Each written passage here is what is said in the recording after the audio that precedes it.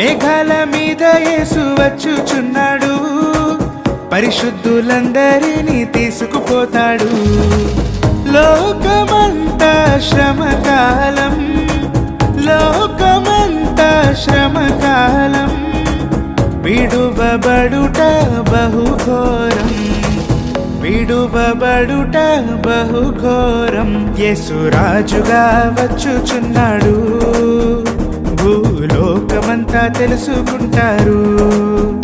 యేసు రాజుగా వచ్చుచున్నాడు, భూలోకమంతా తెలుసుకుంటారు.